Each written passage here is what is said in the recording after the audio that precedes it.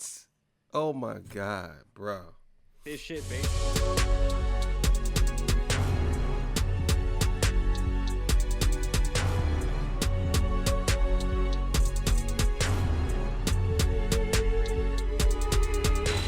All right, man. Torture Talk After Hours. You know what it is. So look, man, UMG, they keep coming back. So they came back with another one. They spin the block on Drake. So look, man, we're going to get into that. Make sure you like, share, subscribe. Let's get it. So UMG has officially responded to Drake, and they have basically told him, it's over, my guy. They slapped him with this 25-page rebuttal to the judge, where they essentially played the exact same game that Drake's lawyers were playing, using song lyrics both against Drake and to bolster their argument. Only in this case, they're using logic and reasoning, where Drake was using academics' YouTube streams and his own fan pages for reference. Yeah, I want it all, that's why I strive for it. This me, you'll never hear a reply for it. Drake, successful. Plaintiff, one of the most successful recording artists of all time, lost a rap battle that he provoked and in which he willingly participated. Instead of accepting the loss like the unbothered rap artist he often claims to be, he has sued his own record label in a misguided attempt to salve his wounds. Plaintiff's complaint is utterly without merit and should be dismissed with prejudice. Basically, they came out swinging and making the point that everyone else already has, that if Drake had been victorious in this battle of public perception, that he would not be suing anyone. In fact, he would likely be going on the Fuck Kendrick tour just like he did with Meek Mill. That's a fact. He definitely would have been out there campaigning against Kendrick. It would have been disgusting. You think that what he did to Meek Mill was bad? Trust and believe. He would have went to LA and did a concert in LA and did all that. That's what he would have did. He would have did some of the craziest things. I'm telling y'all right now. This is why I be laughing, just looking and laughing at this guy. Because for some reason, I don't know why Drake thinks that he could just do whatever he wants and nobody can do anything to him. Like, it's crazy to me. Note here that Drake himself was encouraging Kendrick to drop a response to him for weeks, which is exactly what happened. He was even going on Instagram saying that they have nothing to drop, and that he had the red button on deck if they did, which most people now assume was his Family Matters track. And well, we all know how that ended. Essentially, UMG comes from the angle that both of these guys said hyperbolic things about each other. Obviously, Drake was called a PDF at the Super Bowl, by the way, and the Grammys. Oh god, and at the Oscars too? Well, we're halfway through the show, which means it's time for Kendrick Lamar to come out and call Drake a pedophile. And Kendrick was called a wife-beating lowlife who... Kendrick never called Drake a pedophile. That's the whole crazy thing about it. He never called him a pedophile. He said, I hear you like I'm young. And he said, A minor, certified lover boy, certified pedophile. He never said that Drake. He said, Baka got a weird case. Why is he around certified lover boy, certified pedophiles? Like he lumped everybody together, but he never directly called him a pedophile. So let's keep it going. Drake says is fathering the love child of his partner and his best friend and business associate, Dave Free. Basically, UMG is saying that Drake and Kendrick, by Drake's depiction in his lawsuit, both actually committed their share of defamation using UMG as the vehicle to do so, and that this is actually an attempt to basically limit or restrict Kendrick's right to free speech and creativity, and that the implications of this lawsuit are something that Drake has signed petitions against in the recent past, using song lyrics as facts in court. Mind, body, and soul, you need facts to take me out. Fairy tales won't do it. These are all things I said when the lawsuit first reared its ugly. And my thing is like, this is why I have an issue with Drake. Because people be saying whatever, but he's the one that's prolonging this. Punch TDE said that the battle was over. Or TDE or Top Dog said the battle was over. And Drake keep coming back, saying crazy things. This is the reason why he's in the situation he's in, man. I just don't understand how. I just don't understand. I don't get it. I really don't get how we got to this point with him. It blows my mind that we're actually talking about a court case over a battle rap song. I cannot believe it. I can't. It's to me, it's just unbelievable. I'm still mind boggled by this. Head that there is no logic behind his claims because he did all the same shit. For instance, in alternate reality where photos surfaced of Whitney being all beaten and battered, we might be looking at a totally different outcome. But to the victor goes the spoils, and for Drake's claims of adultery and abuse, there was little to no evidence to point to. That's why the claims really did not stick. Next, they really go through Drake's career and highlight the fact that they had a successful business partnership for the greater part of the last 2 decades, making him one of the most popular artists in the world during that time. His business is selling the record, but everything that they said that they did for Kendrick is something they did for him. And then they break down the lyrics of the songs from the beef to kind of just display that both of these men were talking their shit to each other. Then, seemingly impatient with the time it was taking Lamar to respond, Drake released Tailor-Made Freestyle on Instagram. The recording uses artificial intelligence to make it sound as if the voices of deceased rap icon Tupac and rapper Snoop Dogg are rapping Drake's lyrics. He did the Tupac thing. Drop and give me 50. Yeah. Doing the Tupac AI thing. Right. You know, you talk about feeling disrespect. I mean, the whole coast, we love Tupac. Right. You know what I'm saying? The world loved Tupac. Drake urges Lamar in the voice. Yeah, that was corny. I don't know why Drake even thought of that. Somebody gave him that idea, like, yo, you know what to get him out of here, bro? If you did an AI voice of Tupac. Yo, think about this, right? You did an AI voice of Tupac saying that he taking too long to come outside. You know what I'm saying? He taking too long and he letting the coast down, bro. And then you do Snoop. You do Snoop AI voice and call him nephew. You know what I'm saying? Like, you know what I'm saying? Yo, I'm telling you, it'll work. Everybody gonna love this joint, bro. Watch. And he was like, yeah. That's a good idea. Dumb idea. Tupac to talk about Drake liking young girls. I mean, y'all have to remember, Drake said the Epstein angle was what he expected, that he plotted for weeks and fed Kendrick this information. They also note that these rumors of him having questionable relationships with underage girls in the entertainment industry have been circling for almost a decade. They even cite here the video of him and the 17-year-old girl on stage at his concert from 2010. Remember, Drake is the one who specifically brought up Millie Bobby Brown on The Heart Part 6, and to me, I've always seen that as sort of a self-report, because while Kendrick said, oh, you like these young girls, he never mentioned any of them by name. And in his own voice, Drake raps, Since like that, your tone changed a little. You're not as enthused. How are you not in the booth? It feels like you kinda removed. You try and let this shit die down. Nah, not this time. You following through. I guess you need another week to figure out how to improve. What the fuck is taking so long? We waiting on you. and then obviously the nuke was dropped on his head top. Now they really continue to. That was hilarious. The nuke definitely was dropped on his head top. I don't listen. There's no way. I seen somebody, I was gonna cover this video. This dude broke down how he believed Drake won the battle, and I said to myself, I gotta cover this video. But then I lost the video because I got a lot of videos come across my timeline. I forgot what video it was. I lost the video, but I looked in the history and I couldn't find it. And he was breaking down why he believed Drake won. And some of the stuff he was saying was mind-boggling. It was crazy. But let's keep it going. Harp on the back and forth of the lyrics. I saw Drake fans online saying that this was pathetic, but it's like, how do you not realize that they are just being petty and showing Drake how slippery the slope he's trying to create is? They also say that he has zero grounds for his defamation case, and I feel like even if he did, he should be suing Kendrick, not UMG, because the words said with alleged malice all came out of his mouth. They then cite several defamation lawsuit attempts that public figures filed that quickly got dismissed. For those of you that don't know, defamation is extremely hard for a public figure to try and prove, and to say someone acted with true malice is almost impossible to prove. Basically, the filing says, Drake, you are a huge hypocrite and a really sore loser, and you have no justification for your claims that will hold up in court. I study rap battles for a living. So this is honestly going exactly like I thought it would, and it's even funnier to watch all the Drake.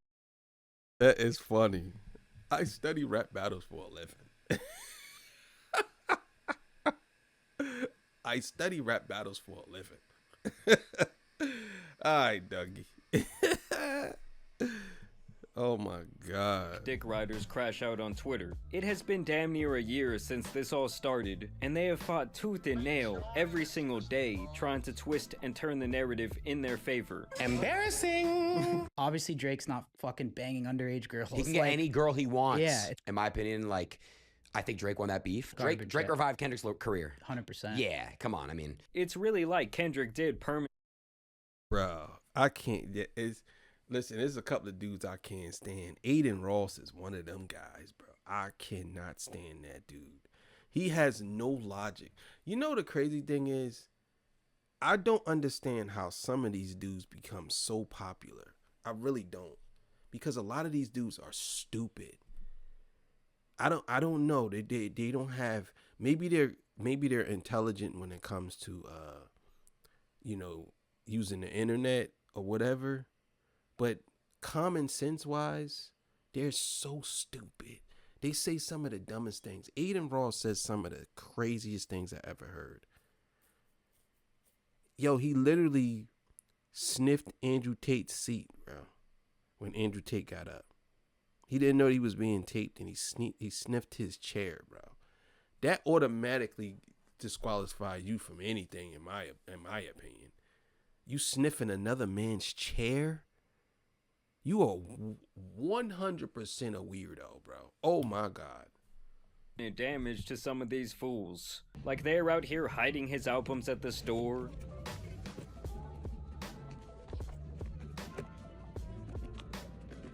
Doxing people and threatening lives over Billboard charts. This one girl, the Kendrick fan, even went out to the place that they were going to meet up to fight. If any of y'all wanted to know, I am here. I'm still here. Yeah, I'm still waiting. Now, to me, both of these people should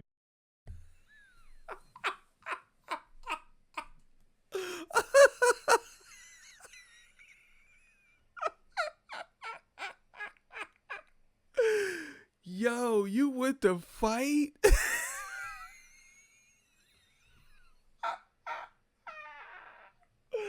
Oh my God, bro. That is hilarious. You went to go fight? You were that passionate about your boy that you went to go. Oh my God, bro. I gotta see that again. to fight.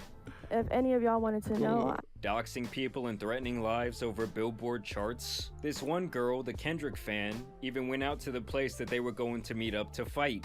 if any of y'all wanted to know, I am here. I'm still here. Yeah, I'm still waiting. Now, to me, both of these people should be ashamed of themselves, because they have let this internet shit go way too far. They are way too invested. Like, whether you like Drake or Kendrick, it will never be worth losing your life. And then they get people to push a narrative, and then you become a human bot. Don't be a bot-ass nigga. You know, don't be programmed to say something that's not true because it's somebody else's agenda, because you heard other bots say it. And even when Drake dropped his most recent album on Valentine's Day, which I actually thought was a decent record, his fans couldn't even truly enjoy it because their boogeyman had and has had the #1 song in the world with Luther, and has now been beating Drake's album in sales months after GNX was released. An album with half the amount of songs, by the way, with several of his singles retaining very high placement on the charts. And this was all despite Drake allegedly paying people trying to manufacture trends for songs from his new album. Just break down what you've been doing with Drake and Party Next Door's team for their album launch. We did 53 million views in a week.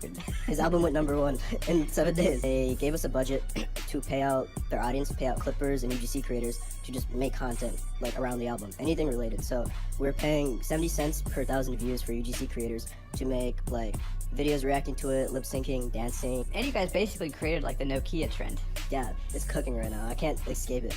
That is the exact same shit that he was accusing Kendrick and UMG of doing to manufacture a hit for Not Like Us. Yo, I said this on the last video.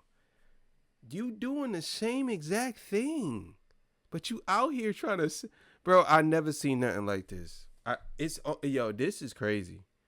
This is crazy. I never seen nothing like this. I never in my life seen blatantly openly doing something like this. I never seen it. This is crazy work. I swear to you, it's crazy work. While his fans encouraged people to stream the album in their sleep, and some of them were even out here buying 30 copies to try and propel him up the charts. And that's not to even mention the accounts who have been running propaganda plays with steak ads for the last 9 months, spreading blatant lies every single day to millions of accounts. And even comparing his situation to Emmett Till, like some of y'all have lost the fucking plot. On another front though, I did want to talk about Drake's tour in Australia, because it got cancelled about halfway through, with his team stating that it was due to a scheduling conflict. So Drake has actually just canceled the remaining dates on the Australia and New Zealand tour. They suppressing him in Australia too? Yo, shut up. UMG reached crazy! Yo, you get on my nerves. Wow! Which people were not buying at all. Fans are pissed. Yo, this is a good episode. This is funny as hell. Oh my god.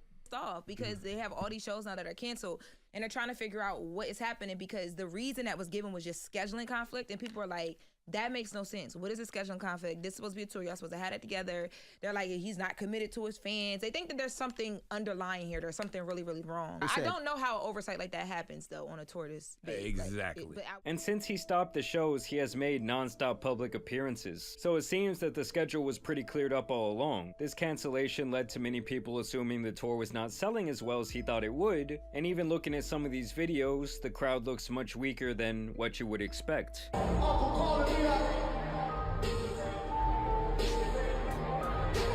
Other than that, every night